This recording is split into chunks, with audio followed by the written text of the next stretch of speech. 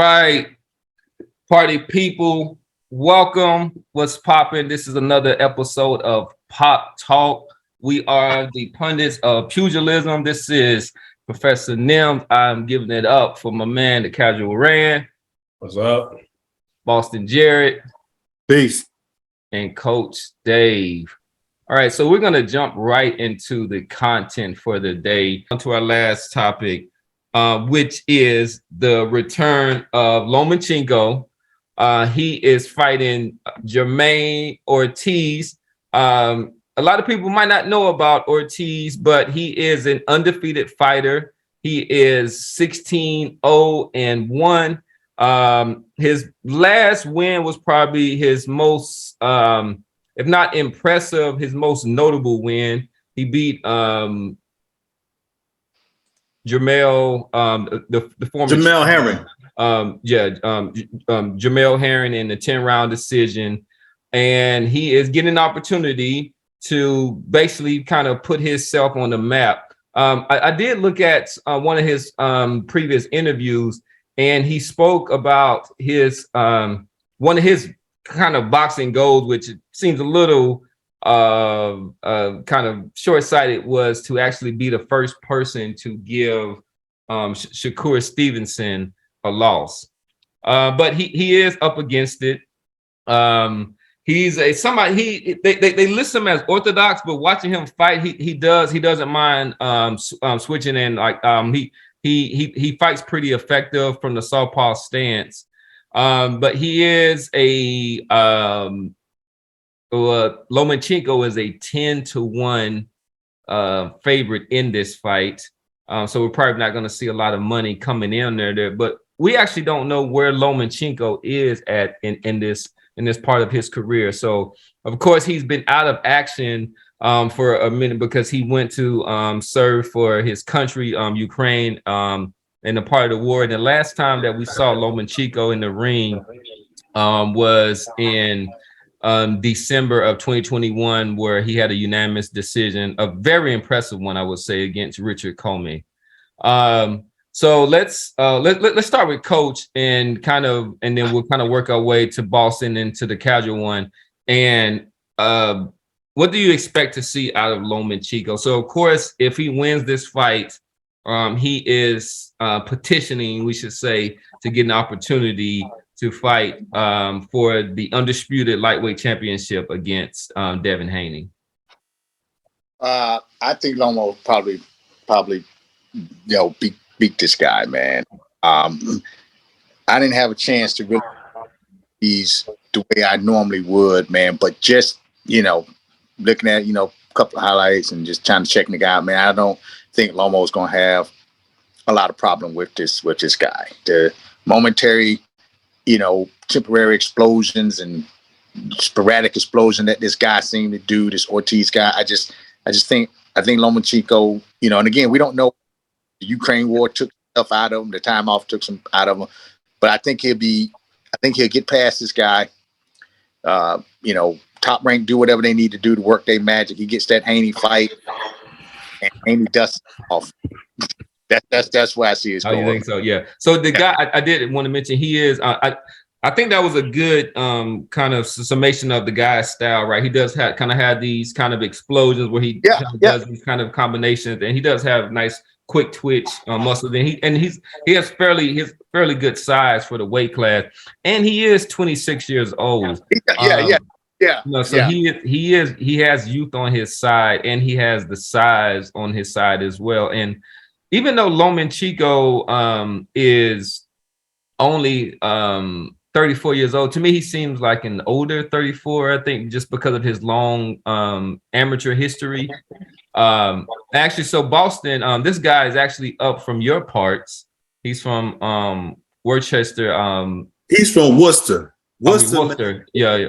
Worcester. Massachusetts. It's a ways away from the city, man. It's like Baltimore in relation to DC or something like that. It's about an hour outside the city, but yeah. Oh man, man, that's close enough. That's It is. In the Northeast, everything's a lot closer than it is when you start getting south of like DC and shit like that. But yeah, I would love to see Jamaine Ortiz pull off the upset. But it's tough for me to see. Even if the fight is competitive, if Ortiz is able to make the fight competitive, it's tough for me to see him getting a decision given what we know.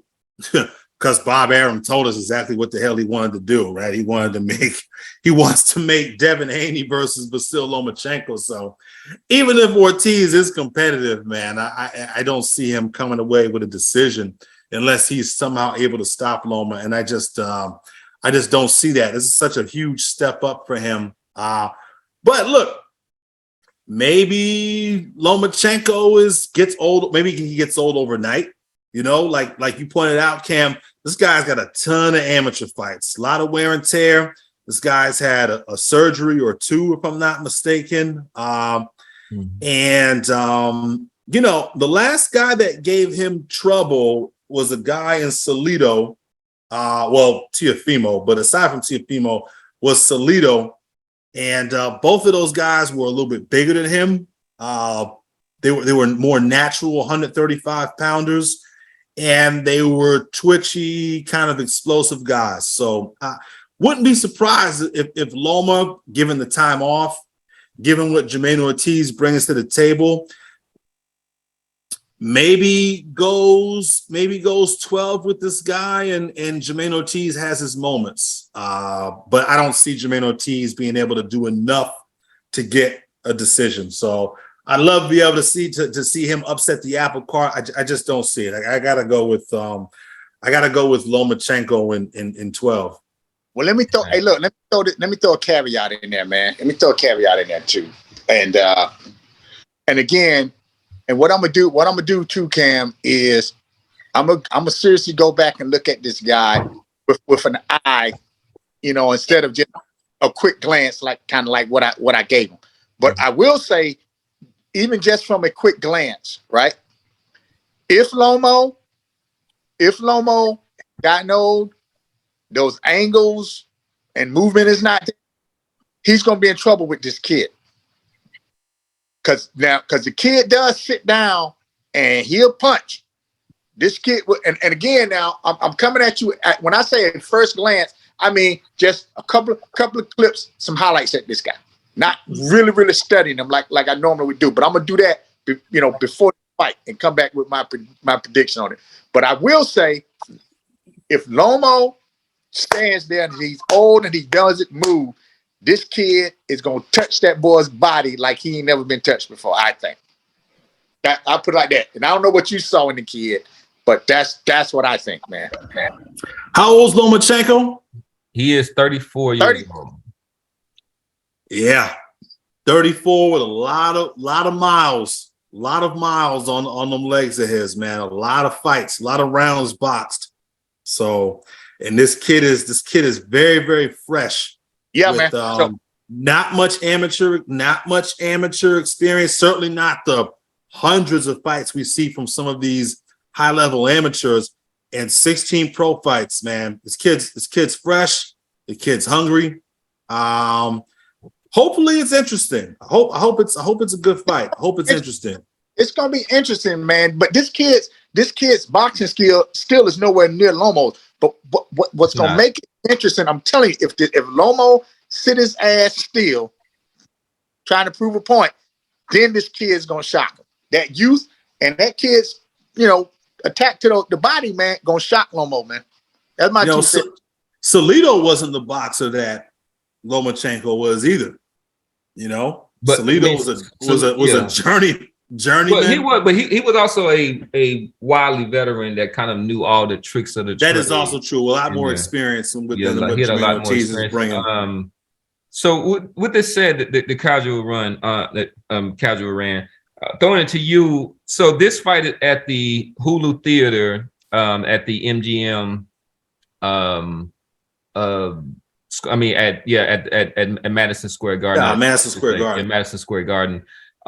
So it's kind of like a smaller area, but what do you think? And we can kind of talk about Top Rank. So Top Rank has been trying to like sell Lomachenko as this kind of like viable commodity that hasn't necessarily caught on, right? So he's not necessarily a pay-per-view person. He hasn't necessarily even kind of resonated with the casual fans, right? He does have a bit of a following in New York because of their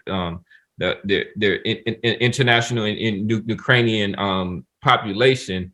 But do you see that him being able to, let's say if he's able to win this fight and go and fight a Devin Haney, do you see that as a pay-per-view fight? Or, I mean, what do you kind of situate that within the boxing landscape? Yeah, I think Haney Loma is a pay-per-view fight. But the question is Haney going to stay at that weight and wait till probably, September next year? If, you know what I'm saying? It might be May. Spring. They will fight in the spring. Yeah, so Haney has one more fight under contract, right? Yeah, it was a 3-fight deal. I mean, if Haney want to stick them like he got stuck with that contract, he'll move up and let all the belts go into the 4 wins. You know what I'm saying? Because I think Bob Arum would love for Lomachenko to be the undisputed champion. But with Haney, wouldn't that be and I kind of studied before, wouldn't that be a star-making opportunity? Like if he beats, and really, as coach thinks that he would, serves it to Lomachenko, even though, right, I'm contradicting myself in a sense that I say he hasn't kind of resonated. He has resonated. Everybody who knows about boxing knows about Lomachenko. Yeah, but he can do a job on him. Look how bad he looked at the Kambosos fight. So I'm talking about weight wise. Wait, just how his body looks. So I mean, I think if he naturally pulls the Terrence Crawford card and goes, who has the belt at 140? Well, it's splintered now, but I believe Josh Taylor has at least a piece of it. Yeah, Josh Taylor's got two. So just pull the Terrence Crawford card and challenge the champion at 140. Yeah, but he wouldn't. So you're saying that instead of taking a pay-per-view fight against not a superstar, but against a boxing star and somebody who is in the top 10 of pound for pound, you don't think so? The guy's 20. I mean, I do understand how he looked at the scale, but he is 23 years old, right? So I understand if you were 33, or sort of like Chris Eubanks, and you were trying and looking how you looked at the scale, but if you're 23, you don't think that he would take that opportunity? I mean, to me, it's 50-50. I wouldn't care if he stayed to defend his belts, or if he went up to 140 and fought somebody with the name. I think it's about the same to me. Yeah, it's just. I'll tell you what. If Randy's onto something, so Josh Taylor's getting ready to get this rematch on with Jack Catterall, who he beat very, very controversially several months ago. Josh Taylor beats Jack Catterall, vacates because he's starving himself to make this weight. I don't care what anybody says. He's got to move up. Teofimo Lopez is the number 1 ranked fighter in the WBO.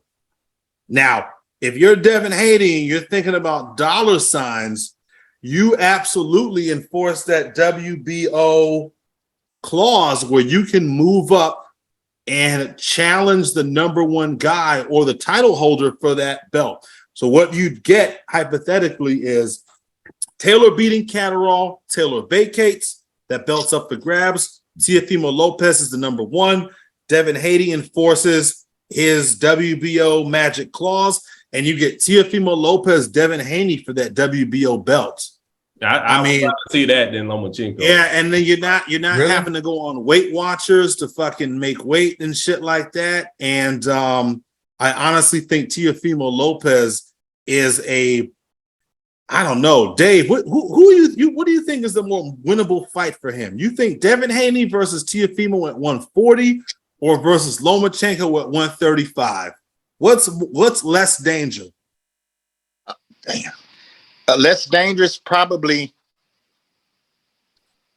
I say Lomo, man. I'm sorry. Maybe, right? Because Loma don't have that power. Loma don't have that. Because he could get slept by Teofimo. Yeah, I say less dangerous is Lomo. Yeah. Well, Lomachenko. I mean, Teofimo hit that last guy he fought with a lot of shots, and it took. Yeah, it wasn't that his was a power. Bigger guy, and I'm Jonathan Melton. I'm proud to serve you. Oh, God damn it! Who is that? That ain't me. That was Professor NIMS. I don't know what that was. You gonna fuck around and get us flagged. Yeah, but you know what I'm saying? Like, even if it's if Teofimo is the more dangerous, I mean, you just avoiding the inevitable. Even if he fight Lomo, that's pretty much his last fight. He's not gonna stay there in campaign, so you might as well go. No, but I'm saying, like, right.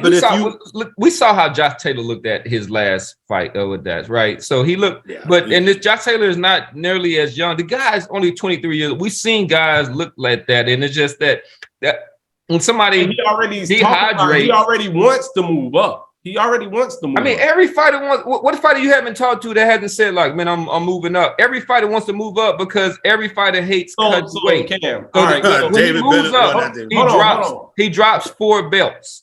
So Cameron, which one's more? I mean, you as a fighter, which one would you rather do? Would you rather defend or go up and challenge? I'm already a champion, so I don't want to. So as soon as I go up, I'm not a champion, and then so you challenge, but you're challenging for a belt. Are you? So do you be like, okay, I made the pinnacle, so let me just keep defending at 135? Well, I think that against somebody who I think could be a star-making performance. Teofimo, that's a star-making performance. Yeah, but he also gets slept. Randy's leaving out some pretty critical elements to that equation. I think Devin versus Teofimo, that might be a pay-per-view fight, man. It might be. It's something that they would at least have to consider if you're the ESPN decision makers. I mean, yeah, and if you're Devin again, you're not having to go on fucking the POW diet to make the weight.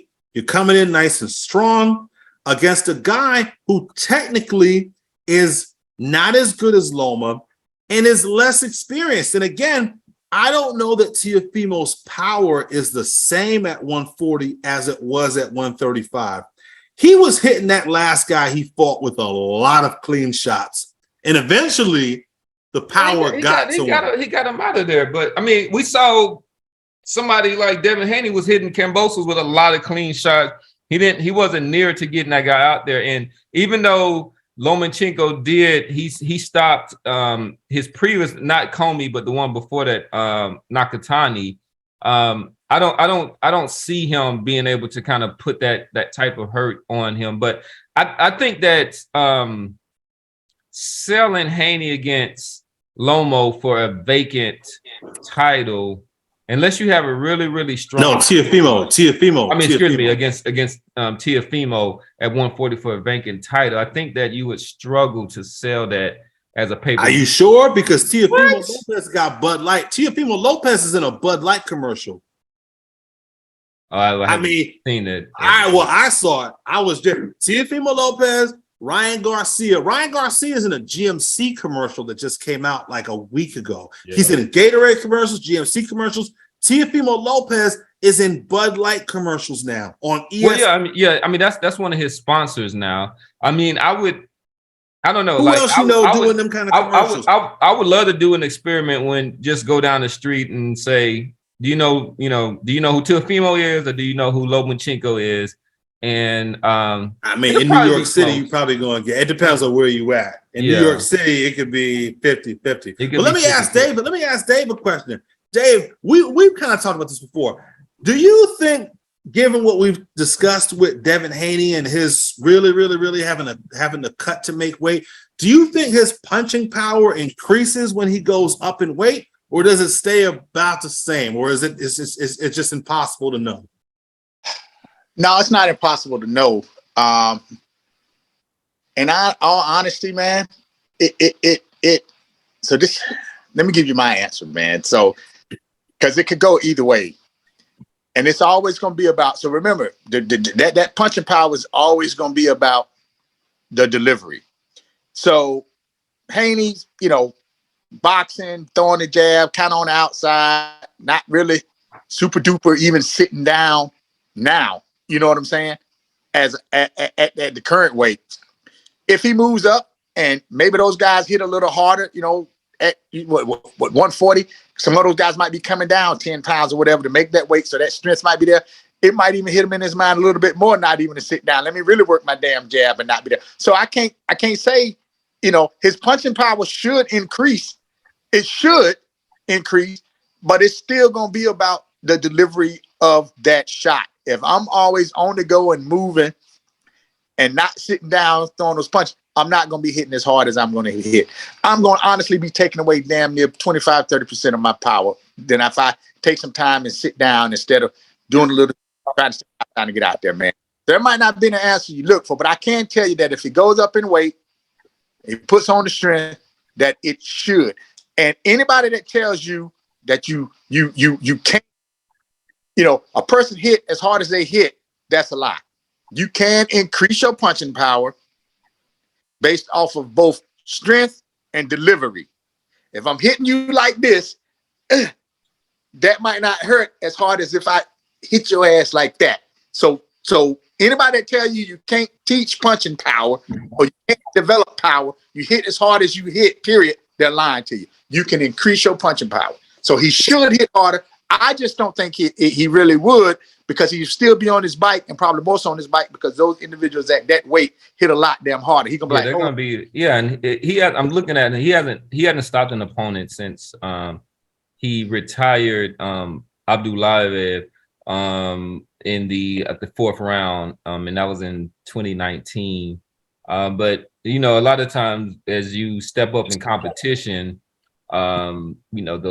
those knockouts go down. But I think part of it is just his kind of mentality, as Coach was talking about, right? So part of it is that he's looking to punch and kind of get out of there. But he's a classic boxer, which is hit and not get hits in there. But he's that not get hit is very, kind of close in his psyche. So as soon as he is hitting, he's looking to get out and not take punishment.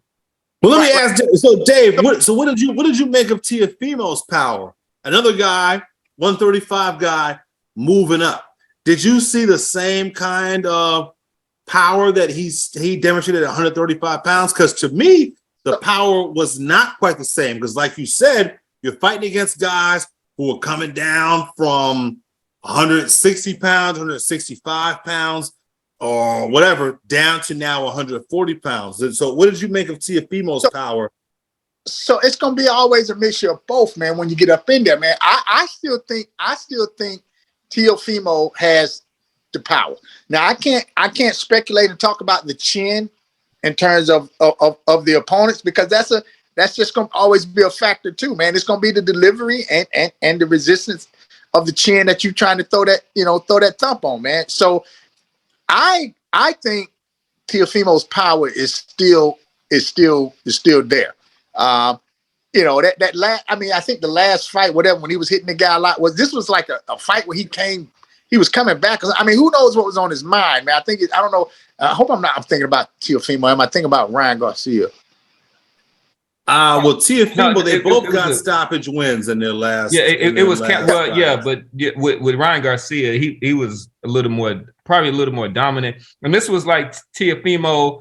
He hadn't fought in a while, in almost a year, and he was just kind of coming off of the loss. Right. Kambosos, That's what it was. Yeah. So Teofimo coming off of the loss, and I got to prove that I'm back. So I don't know what his mind. So I think that guy has his power is still there, and I can't wait to see even his next fight. Because I think he's more settled, because he got a stoppage his last one, right? But I think he'll be in 7. I think he'll be more settled. I think his punching power remains, and I think anybody at that weight, is going to have some problems. Kind of like almost even with Tank. I think Tank go up or down. I think that boy's power just going to stay because of the delivery and how he punches. You know what I'm saying? And how he punches. Yeah, I think that's a great point. But I think that's something to discuss, and we don't want to kind of get away. We're assuming that Lomachenko will come out of this fight against Jamaine Ortiz, and we want to give him credit, but we if based on their skill set and their records and their opponents, he should be able to come out of this fight. And for me, I think it's maybe more of a one. I think I would love to see, even though he's already defended his undisputed titles against Kambosos. I would love to see him have a star-making performance against Lomachenko, and I think it could also happen against Lopez, but I think there's a lot more risk that's there. But I mean, those are the things that we want to see. But I also think it's going to be probably a lot easier to make that Lomachenko fight. I mean, they're both top-ranked fighters, and to your point, Cam, he beats Lomachenko and then moves up. He's going into that Teofimo Lopez fight with a lot of momentum. A lot of momentum. Yeah. Leverage at the negotiating table. You're talking about probably maybe significantly more money that you're making coming off of a Lomachenko win. So it's something that the Haney camp, they're really, really going to have to sit and they're going to have to think really, really hard about the next move. It's going to be interesting to see what they do. And the longer they stay at 135, you forget about Shakur coming up. Well, Shakur is already up. Yeah, he's already dropped his belt. So, I mean, you got him and you got this kid Keyshawn Davis is the other cat, but he's not really a factor, I guess, but because of the number of fights he's got. But it's going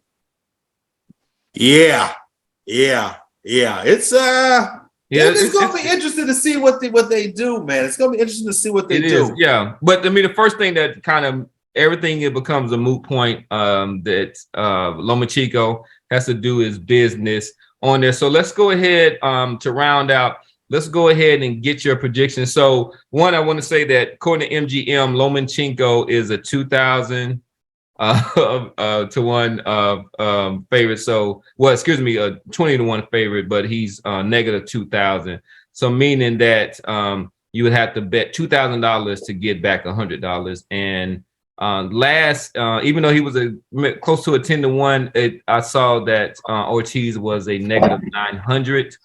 So maybe like a 9 to 1 underdog. So meaning that $100 bet on him if he wins will get you back $900. So let's start with the Boston. Let's go ahead and get your predictions for this fight. Look, I already said, man, my heart is with Jamaine Ortiz, man, but my head is with Loma, man. I got Loma. I got Loma in 12. Loma in 12. All right. So you're not gonna take the crazy odds. All right, Coach Dave, what is your prediction? What is your punted pick for this weekend? Hey, look, man, I normally don't do this, and I got it all jacked up the last time too.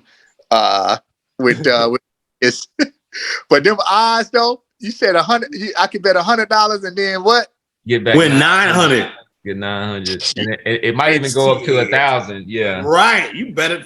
Hey, man, I probably drop $1,000 on daggone Ortiz. It'd be worth losing. Worth it, so, man. Yeah, but so the boxing side of me will say Lomo by decision. And but I just really want everybody to hear my caveat about this kid. He's explosive at times, sporadically, but he can punch when somebody just stupid enough to stand there with him. Boy can punch and go to the body, man. So I'm gonna say Lomo by decision, but I'm a damn sure caveat and say you stand still to prove a point. This young kid gonna hurt you. And Loma's been down twice. Loma's been dropped by Luke Campbell and Jorge Linares.